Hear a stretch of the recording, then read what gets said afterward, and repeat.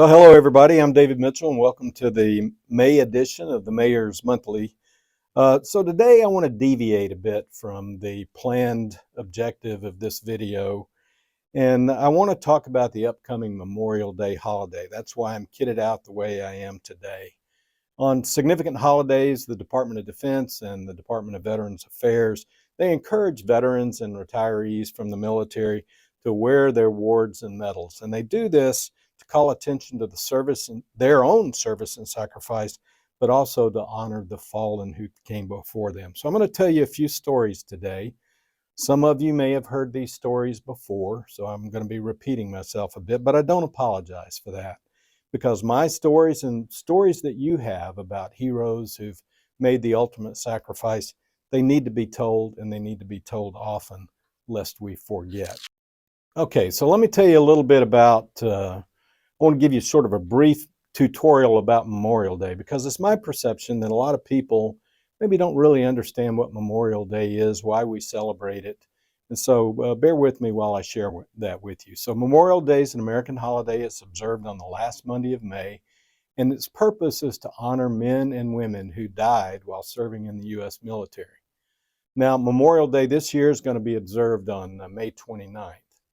Now, it was originally known as Decoration Day, and it was originated in the years after the Civil War, and it became an official federal U.S. holiday in 1971. So most Americans can will observe Memorial Day by visiting cemeteries and memorials, placing wreaths and flags, as you see the soldier and this watermark on this slide doing at the graves of those who served and gave the ultimate sacrifice. Some people wear a red poppy in remembrance of those fallen in war, and that tradition began as a result of a World War I poem called In Flanders Fields. And I want to read that poem to you. It goes like this. In Flanders fields the poppies blow between the crosses, row on row, that mark our place, and in the sky the larks, still bravely singing, scarce heard amid the guns below. We are the dead. Short days ago we lived, felt dawn, saw sunset glow, loved and were loved, and now we lie in Flanders fields. Take up our quarrel with the foe. To you, from failing hands we throw the torch. Be yours to hold it high. If you break faith with us who die, we shall not sleep, though poppies grow. So that's pretty much inspired the tradition of wearing the poppies on Memorial Day. So Memorial Day recognizes those who have fallen while serving in the U.S. military. Usually that involves someone who's killed in combat in wartime, but not always the case. So I thought I'd take this opportunity to tell you that besides keeping the faith, why is it important for us to pay homage to those who've given their lives in service of our nation? So I think this paraphrased quotation from John Stuart Mill, he's a 19th century English philosopher, political economist, a member of the British Parliament, it kind of sums it up. It says, war's an ugly thing, and it truly is. If you've served in combat, if you've seen the death and destruction, there's nothing uglier than war. But according to Mill, war's an ugly thing, but not the ugliest of things. The decayed and degraded state of moral and patriotic feeling which thinks that nothing is worth a war is much worse. A person who has nothing they are willing to fight for, nothing they care more about than their personal safety, has no chance of being free unless made and kept so by the exertions of others. As long as justice and injustice have not terminated their ever-renewing fight for ascendancy in the affairs of mankind, human beings must be willing, when need is, to do battle for one against the other. So, someone who made the ultimate sacrifice for those ideals, who I remember on my Memorial Day, is my uncle, and he is also my namesake, and that's Staff Sergeant David Fletcher Mitchell. Uncle David was killed in the Battle of the Bulge in World War II, just 4 months before the surrender of the German army in Europe.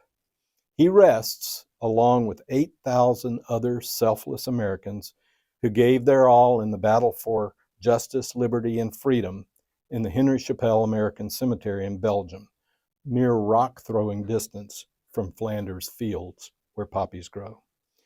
We owe those 8,000 Americans and countless others who came before and since our everlasting gratitude. This, in my opinion, is why we celebrate Memorial Day. Now let me tell you about another great hero that gave his full measure of devotion while serving in our fight for liberty, freedom, and justice, and that's Captain Steve Phillis. So I'm going to tell you just a little bit about Steve. Now his nickname or call sign was Sif. And you know, didn't hear this story directly from Steve. I heard it from others, so I'm probably telling it incorrectly, but it goes something like this. When he was a young lieutenant, he went to one of the many orientation sessions at a new assignment, and there was a roster, and they called the roll to make sure everybody who was supposed to be there was there. And the person who called the roll looks at the roster, and his name was listed on there as S. Phillis. And the person looks at it and says, "Is this a joke? Who is Lieutenant Syphilis?" Well, as soon as all the guys in Steve's squadron found this out, his nickname was forever Sif. So where's Steve from? He's from Rock Island, Illinois. He graduated from high school there in 1978, and later he graduated from the Air Force Academy in 1982. Now, many of you have heard about Top Gun, which is the Naval Fighter Weapons School. Well, that was preceded by 15 years by the U.S. Air Force Fighter Weapons School. And just to let you know, the people who get selected to go to this are the very best in what they do. And Steve Phillis was not only the very best, but he was also an outstanding graduate of his class at the USAF Fighter Weapons School. So he truly was the best of the best. Now, Steve was posthumously awarded the Silver Star for heroism in 1991. And the photo on the right on this chart is Steve's parents. This is a presentation that was made to them 27 years after Steve's passing, renaming a road near the high school where he graduated, Captain Steve Phillis Boulevard. So now let me tell you a little bit more about Steve and how he lost his life. He lost his life in combat doing a combat search and rescue for his wingman, Lieutenant Rob Sweet, we called him Sweet Pea, who had been shot down just minutes before Steve was shot down and sacrificed his life.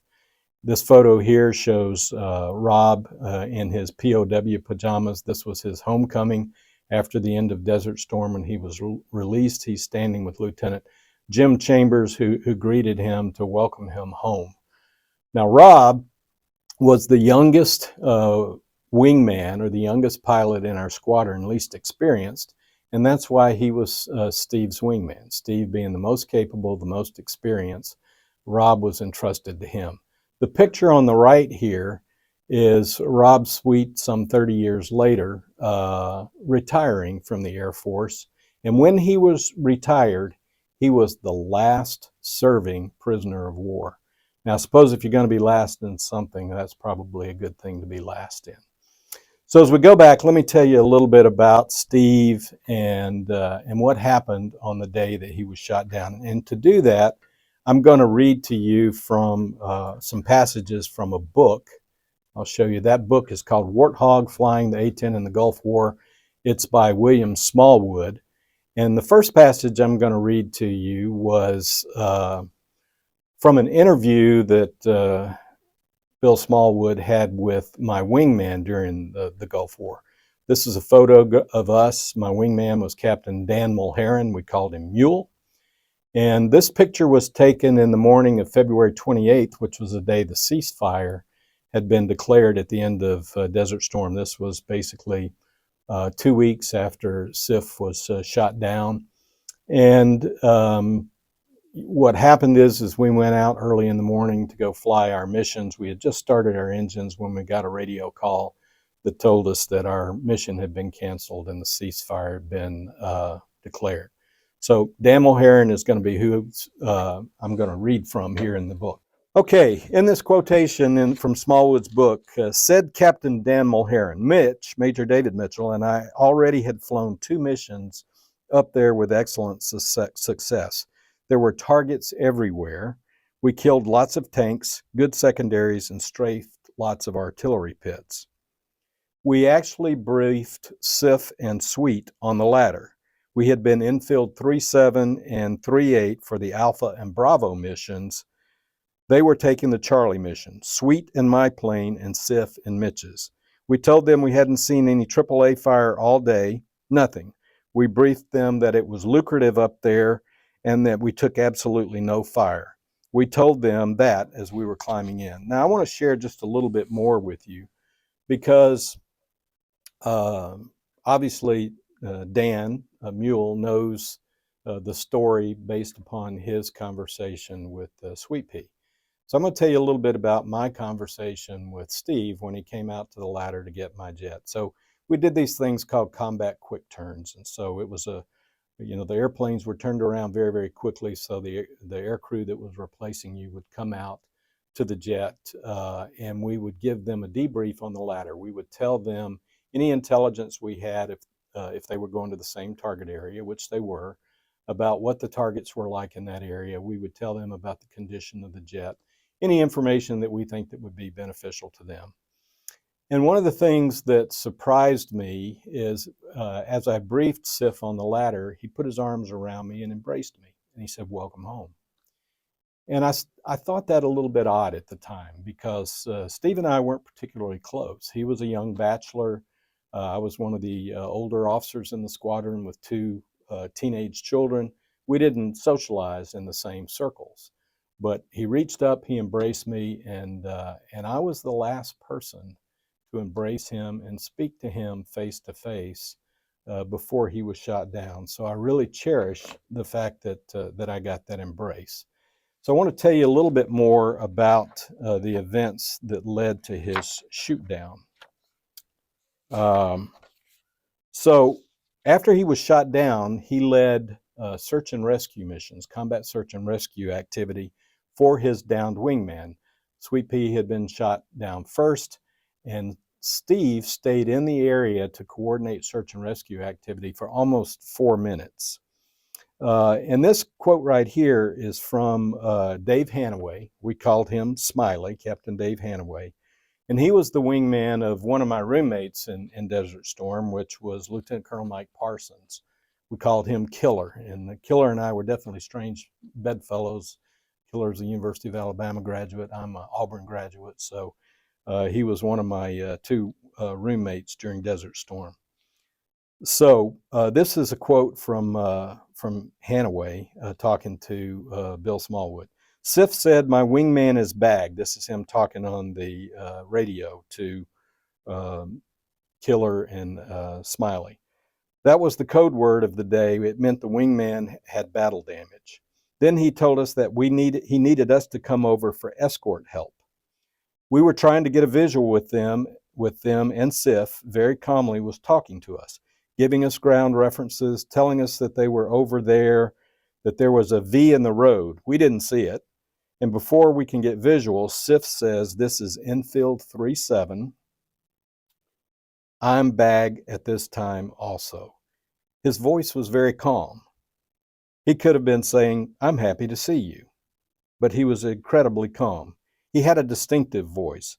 He always came across very calm and controlled on the radio. You could definitely tell his voice. But that was the last thing he said. Nothing more was ever heard from Steve Phillis, and after the war, when the record was found, it was confirmed that he went in with his airplane. No clue was ever found as to why he did not eject. Now, when we got back from Desert Storm to Myrtle Beach Air Force Base, we held a memorial service for Steve at the chapel, and his parents visited there. I had been told that his parents would like to talk to me because I was the last person that had actually spoken face to face with Steve. After the service, I went up to them, introduced myself, and it was a little bit awkward, as you might expect. I didn't know them, they didn't know me. I mentioned nothing about the embrace or anything like that, and frankly don't recall a great deal about the conversation other than it was very awkward. But what I do recall is the words of Chaplain Charlie Baldwin. Lieutenant Colonel Charlie Baldwin was our chaplain at Myrtle Beach, and in my opinion, the best chaplain in the Air Force. And ultimately, I think that was proven out because he rose to the rank of Major General and he became the chief of Air Force chaplains. Prior to becoming a chaplain, Charlie was also an aviator and he served as a rescue helicopter pilot in Vietnam. He understood the mission and the ethos of pilots. So let me go back and tell you what Charlie did. During the memorial service, he posed a rhetorical question. He asked, what makes a hero? Why does somebody put their life on the line to aid others? Some other questions. Is it duty, honor, country? Well, Steve was a graduate of the Air Force Academy, and all military academy graduates have these words, duty, honor, country, built into their ethos as part of the fiber of their being. So clearly, whether he knew it or not, that was part of the reason why SIF stayed in the target area for nearly 4 minutes, exposing himself to extensive amount of AAA and surface-to-air missile fire, trying to coordinate search and rescue activity for his wingman. Was it because it was a just cause? Remember what Mills said about the cause for justice over injustice. Clearly, getting Iraq out of Kuwait was a just cause, and Steve believed in that. Was it his responsibility? Well, yeah, he was given the responsibility of looking after and leading the most inexperienced wingman in the squadron, and he took that very, very seriously.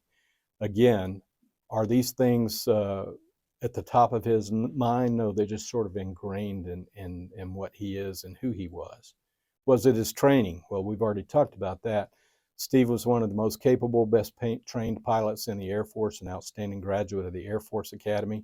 And was it compassion? Well, when in combat, we put together what we called combat pairs so that we flew most of our missions with the same wingman all the time. And the reason we did that is we would get to know each other, how we operated, et cetera, and it just made it an easier operation when we knew what to expect from one another. But part of that also comes along as you develop a closeness that can't really be described. And so there was certainly an enormous amount of compassion for Steve, for Sweet Pea or Rob Sweet by Steve. So, but the answer to the question, according to Chaplain Baldwin, is that heroes are really made of love. They love their fellow man, their comrades, their country, and the love of triumphs over the triumph of justice over injustice. Heroes are made of love, and because of this love, they selflessly give their last full measure of devotion. Now, Jim Demarest, who was a classmate of Steve's at the Air Force Academy, is now a brigadier general in the Florida Air National Guard. And Jim has written a book about Steve, and he's also called Five Nickels, and he's also leading an initiative to get Steve's Silver Star upgraded to a Medal of Honor. Now, during Desert Storm, there were no Medal of Honors awarded. There were several Service Crosses awarded. In the Air Force, there were 2 Air Force Crosses awarded. The Air Force Cross is the Service Cross is the highest award that any service can give. And then anything above that, like the Medal of Honor, comes from Congress. So I am honored that both recipients of the Air Force Cross during Desert Storm are friends of mine. And here they are here. This is Colonel Bill Andrews, retired Colonel Bill Andrews. Bill and I were pilot training classmates at Columbus Air Force Base, Mississippi, decades ago. And this was my other room man. At the time, it was Captain Paul Johnson, PJ we called him. This is his picture prior to retirement. This is Major General Paul Johnson. And these two both I consider friends, and they were the Air Force Cross recipients for Desert Storm, but no medals of honor. And so Jim is has started an initiative to get Steve's Silver Star upgraded to the Medal of Honor. And I want to show you this video that'll tell you a little bit about the story. And this is Jim Bootstemmerist.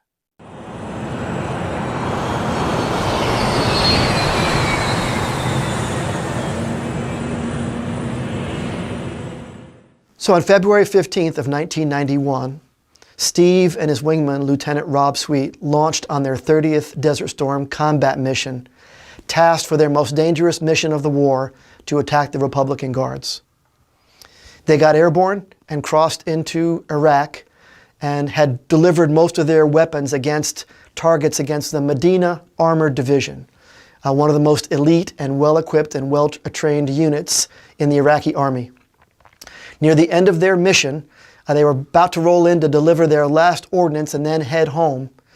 Lieutenant Rob Sweet, who up to this point had not been shot at by a surface-to-air missile, was getting ready to roll in on target when he looked out and saw a surface-to-air missile tracking his airplane.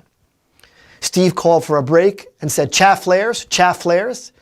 And Rob deployed about half the chaff and flares on his airplane and did a maneuver that defeated the first surface-to-air missile shot at him.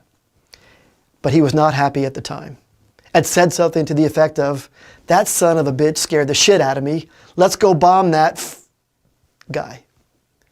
And so Steve rolls in and strafes a position near the source of that surface-to-air missile launch. He comes off target, clears Rob in on target, and right before Rob rolls in, he is struck by the second surface-to-air missile shot at him. 30 seconds later, his airplane is plummeting through 6,000 feet. Rob pulls the ejection handles and now is going to parachute down on top of the unit that he and Steve had just finished bombing and strafing. Steve, a seasoned combat search and rescue pilot, immediately switches from flight lead to combat search and rescue. He notes that Rob has got a good parachute. He reaches down and marks the coordinates of the ejection location and gets on the radio to report a downed airplane and begin the search and rescue effort. 45 seconds after Rob ejects, Steve has done everything required of him. He has earned the right to leave. He's low on fuel, he's low on weapons, but the thought of leaving never crosses his mind, not for a second. 3 minutes and 45 seconds after Rob ejects, an eternity in a combat situation, over an entire division, 10,000 troops shooting small arms, every anti-aircraft gun and missile that they have at Steve. Despite his best efforts, while talking on the radio, bringing in other forces, his airplane is hit by a surface-to-air missile. And in a voice that can only be described as calm, cool, and unfazed by the situation, keys the mic and, using the code word for the day, calls out, "Enfield 37 is bagged as well." It's the last radio call Steve makes that day. Yet unbeknownst to his friends, his family, his fiancée, or his fellow fighter pilots, moments later, he is shot down and killed by an Iraqi surface-to-air missile system while still trying to save his wingman. So that's kind of the story of the few minutes where Steve demonstrated the exceptional heroism. I support Jim and his efforts to upgrade Steve's Silver Star to the Medal of Honor. Actually got an email from Jim this morning. They're finalizing the package. They're sending it to the representatives from Steve's home in Illinois. And certainly myself and others are going to be writing our representatives and asking them to get behind this initiative. I'd ask you to do the same thing. So to get more information, I put some links on this chart. You won't be able to obviously click on them from where this thing is being broadcast, but you can copy these links. There's an article telling the story that was printed in Air Force Magazine in 2021. And then you can go to Jim's website, jimbootstemmerist.com, and you can certainly get more information. So what I wanted to do is kind of share with you why Jim had titled his book, Five Nickels. So let me read this passage.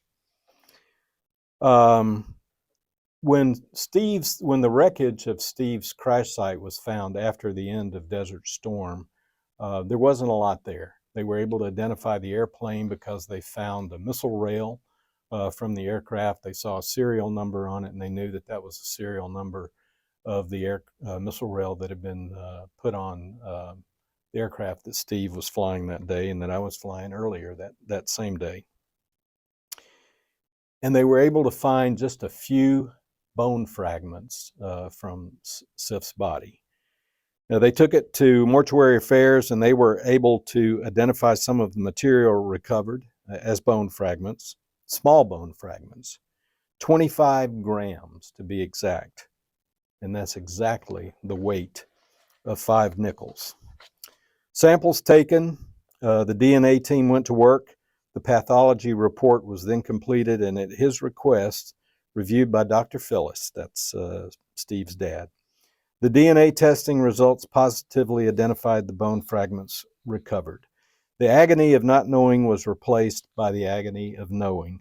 Captain Stephen Richard Phillis, age 30, of Rock Island, Illinois, was dead. So let me wrap this thing up. Okay, so the grave of Stephen Richard Phillis lies on the west side of Rock Island Memorial Park Cemetery, and if you ever get the chance to visit, you should go. It's worth the trip to share time with his legacy. Near his grave is a flagpole, at the base of which lies this plaque: Remember Stephen R. Phillis, Captain, United States Air Force. If you listen carefully, perhaps you can still the 4 A-10s that flew the missing man formation on that rainy day in April when his remains were interred, or perhaps you'll catch a glimpse of a dark speck near the horizon flying home. If it's raining, you'll surely feel the tears as they fall. Before you leave, throw a nickel in the grass. Better yet, throw 5. One for the family he loved, one for the woman he loved, one for the wingman he loved, one for the airplane he loved, and one for the country he loved. For no greater love. So we end up again at this photo taken at Henry Chappelle American Cemetery in Belgium, where my Uncle David lies between the crosses, row on row, where the poppies grow.